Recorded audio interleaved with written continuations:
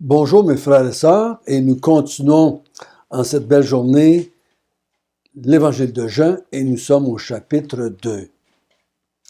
Nous allons parler de ce texte qui est bien connu, les noces de Cana. Nous allons commencer par le lire, ensuite on va prier et le méditer. Chapitre 2, verset 1. 3 jours après, il y eut des noces à Cana en Galilée. La mère de Jésus était là. Et Jésus fut aussi invité aux noces avec ses disciples. Le vin ayant manqué, la mère de Jésus lui dit, « Ils n'ont plus de vin. » Jésus lui répondit, « Femme, qu'y a-t-il entre moi et toi? Mon heure n'est pas encore venue. » Sa mère dit au serviteur, « Faites ce qu'il vous dira. » Alors, il y avait 6 vases de pierre destinés aux purifications des Juifs et contenant chacun 2 ou 3 mesures. Jésus leur dit, « Remplissez d'eau ces vases. » Et ils les remplirent jusqu'au bord. « Puisez maintenant, lui dit-il, apportez-en à l'ordonnateur du repas. » Et ils lui en apportèrent. Quand l'ordonnateur du repas eut goûté l'eau changée en vin, ne sachant d'où venait ce vin, tandis que les serviteurs qui avaient puisé l'eau le savaient bien, il appela l'époux et lui dit, « Tout homme sert d'abord le bon vin, puis le moins bon après qu'on s'est enivré. Toi, tu as gardé le bon vin jusqu'à présent. » Tel fut à Cana, en Galilée, le premier des miracles que fit Jésus. Il manifesta sa gloire et ses disciples crurent en lui. Notre bon Père du ciel, instruis-nous sur ce texte. Qu'est-ce que tu veux nous montrer en ce qui concerne Jésus? Comment ce texte peut-il nous aider à comprendre que Jésus est le Christ, le Fils de Dieu, et qu'en croyant, nous avons la vie en lui? Dirige-nous par ton Esprit Saint. Amen. Si vous êtes, comme moi, né au Québec, ce texte est souvent utilisé par un mouvement catholique qui dit que, voyez, on peut prier Marie parce que Marie a beaucoup d'influence sur la personne de Jésus. Je ne crois pas que Jean a écrit ce texte pour nous pousser à prier Marie ou à croire que Marie était spéciale en ce qui concerne Jésus ou la prière. D'autres parmi les croyants, j'ai souvent entendu utiliser ce texte pour justifier qu'ils pouvaient boire du vin. Parce que Jésus en avait fait aux noces de Cana, donc c'est sûr qu'on peut boire du vin. Mais je ne crois pas que non plus que Jésus a fait ce miracle pour nous confirmer, pour nous rassurer dans notre plaisir de boire du vin. Et je ne crois pas non plus que Jean a raconté l'histoire. Parce qu'il y a plein de choses que Jean aurait pu dire pendant ces 3 ans-là, qu'il a vécu avec Jésus. Mais il nous rapporte certains événements, certaines paroles de Jésus, certains gestes de Jésus, pour qu'on puisse croire qu'il est le Christ, le Fils de Dieu. Qu'est-ce qu'on voit dans ce texte? Donc Jésus était en Jérusalem, on l'a vu hier, lorsqu'il a rencontré ses premiers disciples, et on a vu ensemble qu'il a reçu des titres très grands, très spéciaux. Tu es l'agneau de Dieu, tu es le Seigneur, tu es celui qui baptise du Saint-Esprit, tu es le Messie, tu es celui dont Moïse a parlé, tu es le Fils de Dieu, tu es le roi d'Israël. Tous ces titres nous montrent qui il est. Mais ici, pourquoi est-ce que Jean nous raconte cette histoire-là? 3 jours après, et si vous connaissez un peu la géographie qu'il y a en Israël, ça prend à peu près 3 jours de partir de Jérusalem et monter en Galilée à pied. Il y avait des noces en Galilée. Et pendant les noces qui étaient là, Marie était invitée à ces noces-là. On n'a pas dans le texte toutes les raisons pourquoi qu'elle était invitée. On présuppose que c'était de la famille, de la parenté. Et Jésus aussi fut invité aux noces avec ses disciples. Donc on invite. C'est une grande journée sociale de réjouissance autour des mariés. Mais quelque chose de très désagréable qui arrive pendant une noce, pendant un temps de réjouissance, c'est qu'il manque de vin. Donc Marie va voir Jésus et demande à Jésus de faire quelque chose. Pourquoi est-ce qu'elle va lui demander? Qu'est-ce qu'elle espère qu'il fasse? On n'a pas vraiment d'idée, clairement, dans le texte du moins. Qu'est-ce qu'elle veut qu'elle fasse? Est-ce qu'elle veut que Jésus parte avec ses disciples chercher du vin quelque part? Est-ce qu'elle lui demande de faire des miracles? Il n'en a jamais fait encore. Est-ce qu'elle lui demande d'intervenir parce qu'elle se rappelle qu'est-ce que Gabriel lui a dit? On peut faire un paquet de suppositions, mais le texte ne nous en parle pas. Et s'il ne nous en parle pas, c'est parce que ce n'est pas nécessaire qu'on sache toutes ces données pour comprendre ce que l'auteur voulait nous dire. Sa mère dit au serviteur, « Faites ce qu'il vous dira. » Donc, il dit que ce n'est pas le moment, mais finalement, il décide d'intervenir. Il décide de prendre l'occasion pour nous révéler sa personne. Son but premier, ce n'est pas, bon, ben, je vais les délivrer de leurs petits problèmes de la vie, je vais les aider à ne pas avoir honte parce qu'ils ont manqué de vin, je veux pas qu'ils passent pour des cheap, donc je vais... Non, il va se servir de l'occasion pour nous montrer qui il est. C'est ça qui va frapper Jean. C'est ça, cet événement-là va aider Jean à comprendre que Jésus est le Christ, le Fils de Dieu. Qu'il est un être plus qu'un homme, plus qu'un Messie terrestre, descendant de David. Donc, au verset 6, Jésus dit au serviteur, vous voyez les pierres, les jarres qu'il y a là, ou les vases de pierre qu'il y a là, remplissez-les d'eau. Et le texte prend le temps de nous dire que les serviteurs, au verset 7, vont remplir jusqu'au bord les vases. Je ne sais pas s'ils font ça exprès pour nous rappelle cet événement pour dire qu'il ne peut pas rajouter quelque chose dedans. C'est rempli. On ne peut pas remettre quelque chose dedans pour essayer de faire un mélange quelconque. Non, ils sont remplis d'eau et il y a juste de l'eau dans les vases. Puisez maintenant, leur dit-il, et apportez-en à l'ordonnateur du repas. Et ils lui en apportèrent. Donc, il me semble que les serviteurs, quand Jésus leur a dit « Allez puiser maintenant dans les vases de pierre et emmenez cela à l'ordonnateur. » Maintenant, il me semble dans leur figure, ils se disent « Mais tu veux qu'on amène de l'eau? Tu veux qu'on serve de l'eau? » Parce qu'en puisant, ils ont dû voir que l'eau avait changé de couleur. L'ordonnateur reçoit le vin et il le goûte, parce que c'est sa job de goûter le vin avant de le servir aux invités et aux maîtres de la maison. Et il trouve que c'est le meilleur vin de la journée. C'est le meilleur vin. Et il va faire la déclaration qui était commune à ce moment-là. D'habituellement, on sert les bons vins en commençant, et plus la fête avance, plus les gens sont avancés dans la fête, moins en moins qui vont faire la différence entre le vin d'une très grande qualité et de moindre qualité et encore moins de qualité vers la fin de la journée. C'est ce qu'il dit au verset 10. On sert le vin de moindre qualité quand les gens sont un peu enivrés.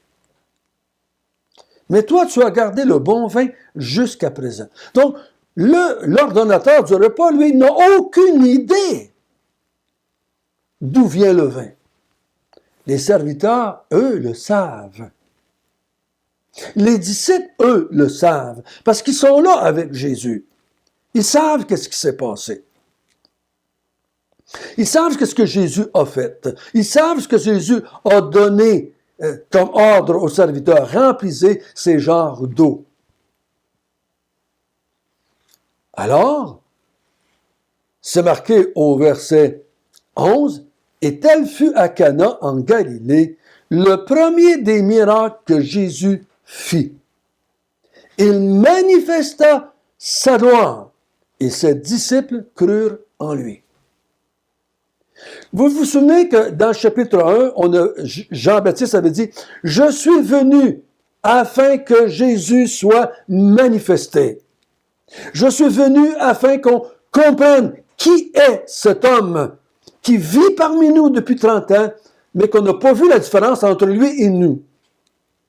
Mais je suis venu afin qu'on voit qui il est vraiment. » Et Jésus ici veut que les gens qui sont autour de lui, ses disciples premièrement, sa mère, les gens, les serviteurs, ceux qui sont là, qui ont vu l'événement, il veut manifester sa gloire. Il veut montrer qui il est. Oh, mes frères et sœurs, mes chers amis, c'est le but de la Bible. Le but de la Bible, le but de toute la création, le but de toute l'histoire de l'humanité, le but de nouveaux cieux et de la nouvelle terre, c'est que Dieu soit manifesté, c'est que Jésus soit manifesté, qu'on voit qui ils sont. J'ai bien beau boire le meilleur vin du monde et d'être très content, mais si je ne vois pas la gloire de Jésus, mais je ne vais pas croire en lui. Qu'est-ce qu'il a montré? Quelle gloire a-t-il montré? Parce qu'il n'est pas devenu tout d'un coup brillant. Il n'est pas apparu une auréole alentour de la tête. Qu'est-ce qu'il veut dire? Il manifesta qui il est. Sa gloire, c'est ce qui fait son prestige, si je pourrais dire. C'est ses attributs, c'est ses qualités, c'est sa nature, c'est ce qu'il est qui fait sa gloire. Qu'est-ce qu'il a montré, là? Qu'est-ce qu'il a manifesté devant ses disciples?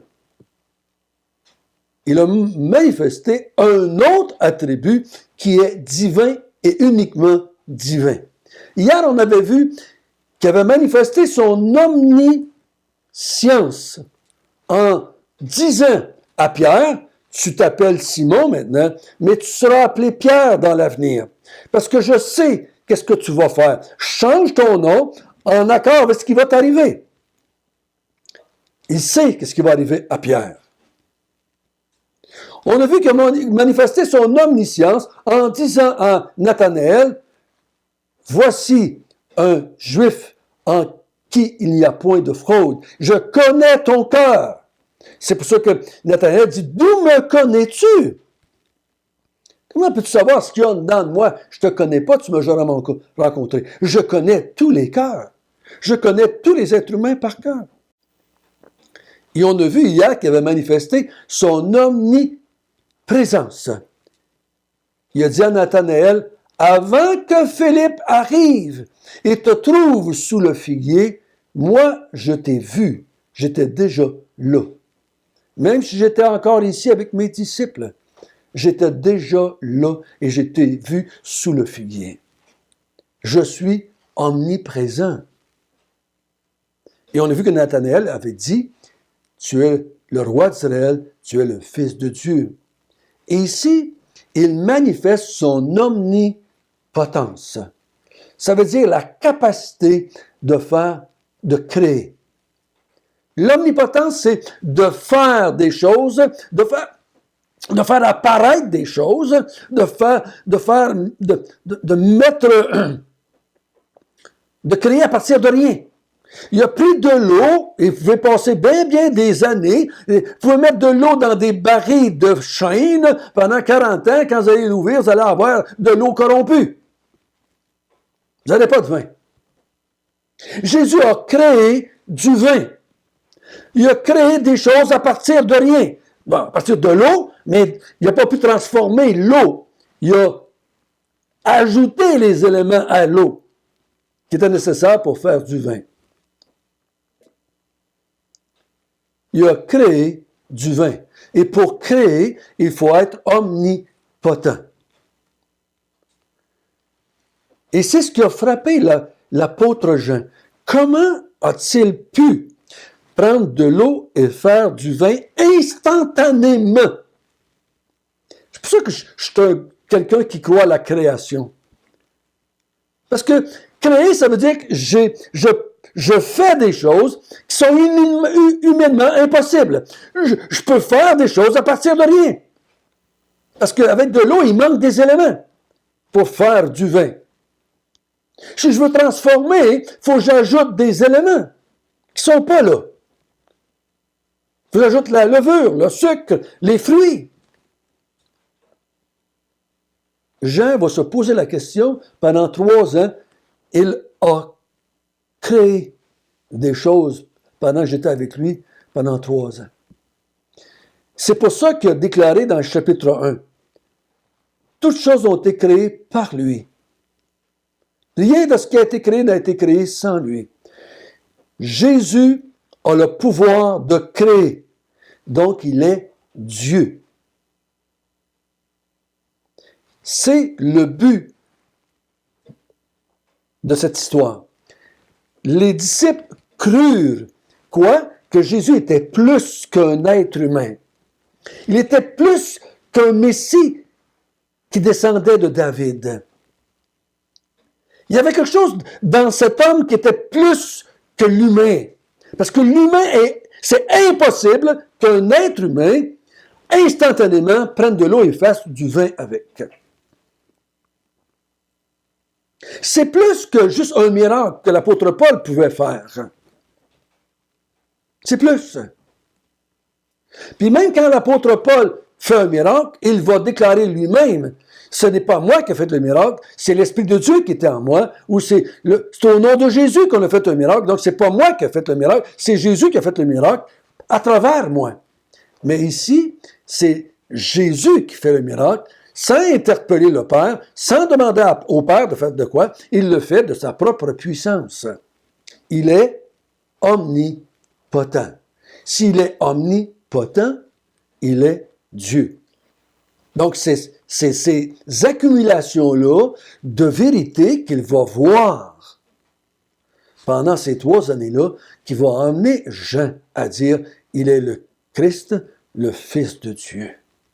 Et j'espère que chacun de nous, en écoutant, en étudiant, en méditant, nous allons avoir des arguments, des vérités qui vont nous emmener à pouvoir prouver à nos propres cœurs, premièrement, et à nos enfants, à nos épouses, à nos amis, leur prouver que Jésus était plus qu'un être humain. Il est plus qu'un être historique. Il est un être historique, mais un être divin. Et à cause qu'il est un être divin, si je crois en lui, il peut m'accorder la vie. On va voir ça en s'en allant. Notre bon Père du ciel, merci. Merci de cette histoire que Jean nous raconte, qui nous manifeste la gloire de Jésus. Que Jésus était capable instantanément de créer quelque chose. De sa propre puissance, de sa propre capacité, sans invoquer qui que ce soit, sans demander à l'aide de qui que ce soit. Il a créé du vin. Merci Seigneur de nous convaincre par cette vérité que Jésus était aussi Dieu. Nous, comme les disciples, nous croyons en lui. Amen.